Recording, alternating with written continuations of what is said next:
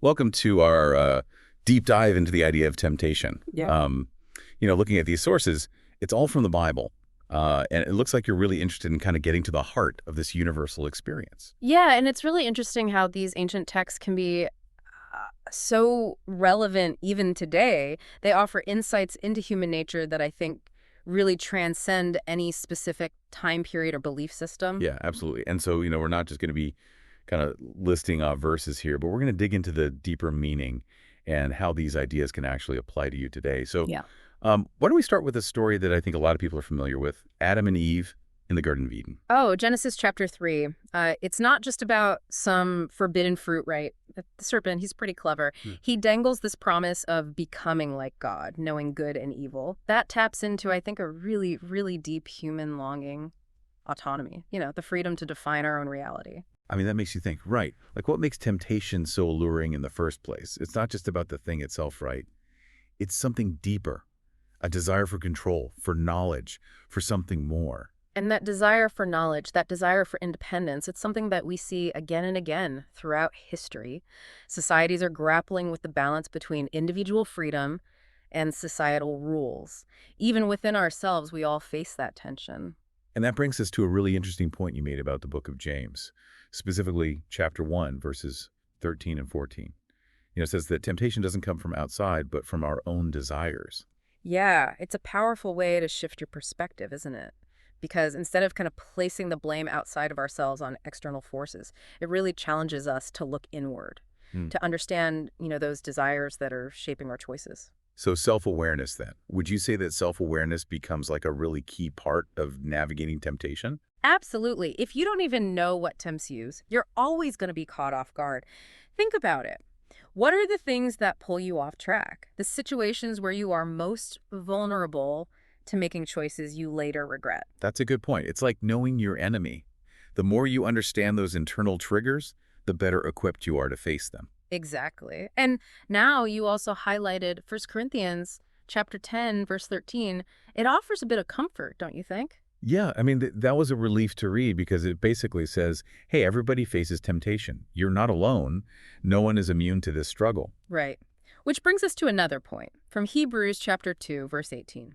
It reminds us that even Jesus was tempted. Just let that sink in for a second. Wow, yeah. I mean, if Jesus, who we often hold up as the ultimate example of righteousness, if he faced temptation, I mean, it kind of normalizes the experience for the rest of us. Exactly. And because he experienced that struggle firsthand, he can empathize with us. He can understand what it's like to be pulled in different directions. So that shared experience, that sense of understanding, can be a source of comfort when we're facing our own battles. Absolutely. It reminds us we're not alone in this journey. There's support available, both from a higher power and from each other. Okay, so I've kind of established that temptation is universal. It comes from within. Even Jesus faced it. But that doesn't really tell us how to deal with it, in our own lives. Where do we even begin? Well, you highlighted Matthew chapter 6, verse 13, which offers a simple but often overlooked starting point. It reminds us to pray for guidance and strength. Has that been helpful for you in your own life? I think for me, it's less about asking for a specific outcome and more about connecting to something that's bigger than myself. It's like finding a moment of stillness amidst the chaos, a reminder that I'm not alone in this. That's beautifully put. It echoes what we find in First Peter chapter 5 verses 8 and 9. It paints a vivid picture of the devil as a roaring lion seeking someone to devour. That's intense. Yeah. It definitely suggests that we need to be proactive in our approach to temptation. We can't just sit back and hope that it goes away. Exactly. This isn't a passive battle. We need to be aware of our vulnerabilities and develop strategies for resisting those urges that can lead us astray. And speaking of strategy, you mentioned Matthew chapter 26, verse 41. It talks about the spirit being willing, but the flesh being weak, like that internal struggle we all experience. Precisely. We can have the best intentions, the strongest resolve, but then those immediate desires, those tempting shortcuts, they can pull us off course. So we need to kind of build a bridge between our intentions and our actions. So it's not just about willpower. It's about Right. developing practical tools and techniques to help us navigate those tricky situations. Exactly. And one of the most powerful tools you have is self-awareness. Okay, we've talked about that a bit already. But how do we actually put that into practice? Well, think about it like this. You're a detective investigating a case. You're a detective investigating a case. Your case is the case of the recurring temptation. You need to gather evidence, identify patterns, and figure out the why behind your actions. What are the specific situations, emotions, or even times of day? When are you most susceptible? Okay, so if I always reach for a sugary snack when I'm stressed, that's a clue. Yeah, exactly. That tells you that stress is a trigger for you. Once you know that you can start to build up defenses, maybe it's having healthier snacks on hand. Or maybe you find a new way to cope with that stress, like going for a walk or calling a friend. Like you create a game plan. You anticipate the opponent's moves, and you have your counter moves ready. That's a great analogy. And just like in a game, you don't have to play alone. You highlighted some verses that talk about the importance of community, leaning on others for support. Yeah, like 1 Thessalonians chapter 3, verse 5, it talks about how temptation can weaken our faith if we're not rooted in something strong.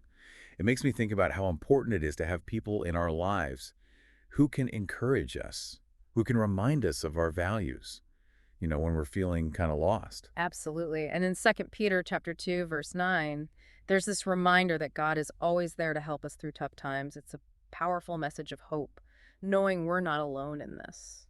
And there's also Revelation chapter 3, verse 10, talking about enduring trials. Right. Doesn't exactly make temptation sound fun, but it does suggest that there's something to be gained from going through these challenges. Right. It's almost like those trials are a form of spiritual training. Each time we resist, we build up that resilience. We become stronger in our convictions. I like that.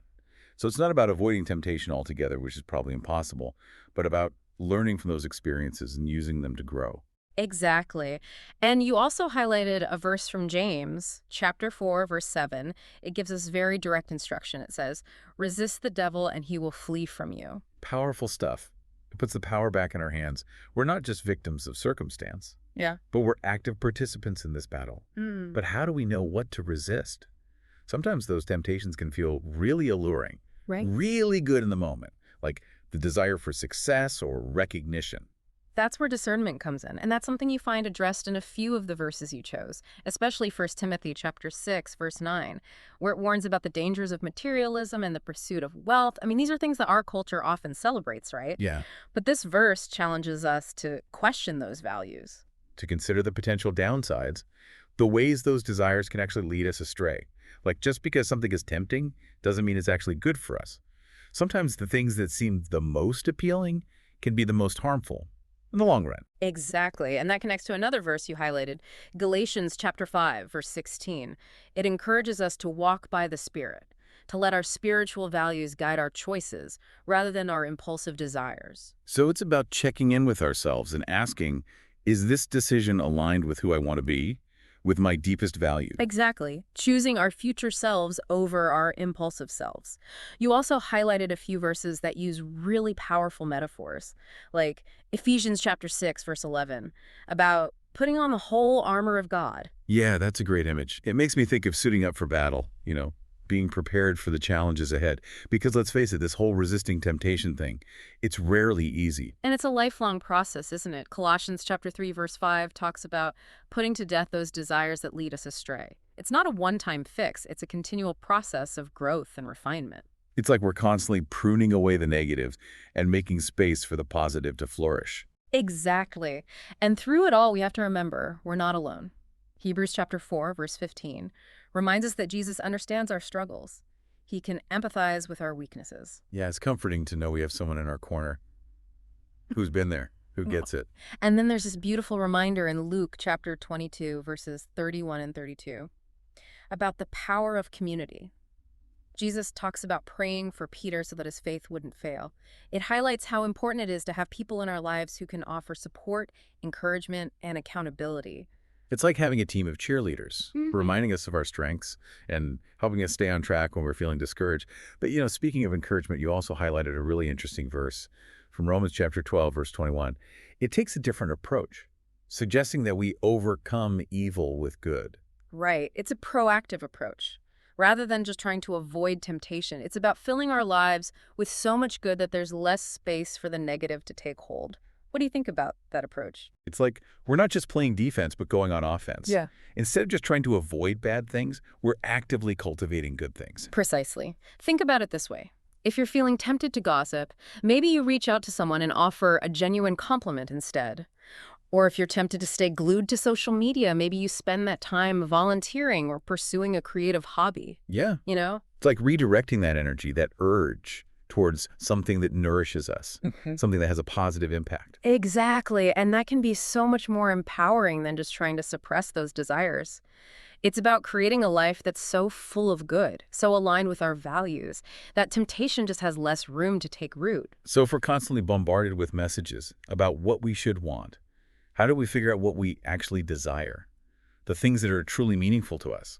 That's where the real work begins. It's about tuning out the noise, quieting those external voices, and listening to that inner wisdom. What brings you joy? What makes you feel alive? What kind of impact do you want to have on the world? Yeah, it's like we have to become our own inner compass, navigating by our own values rather than just following the crowd. Exactly. And that takes courage, a willingness to question the status quo, to challenge those deeply ingrained beliefs about what success and happiness and fulfillment should look like. Well, we've covered a lot of ground in this deep dive. We've explored the roots of temptation, the ways it shows up in our lives, and most importantly, how to navigate those challenges with wisdom and resilience. And remember, this isn't about being perfect. It's about embracing that journey of growth, knowing that those stumbles are inevitable, but they don't define us. What matters is how we learn from those experiences and keep moving forward. So as we wrap up, what's one thing you really want our listener to take away from this conversation? Remember, you have the power to choose. You have the strength within you to resist, to grow, and to become the person you aspire to be.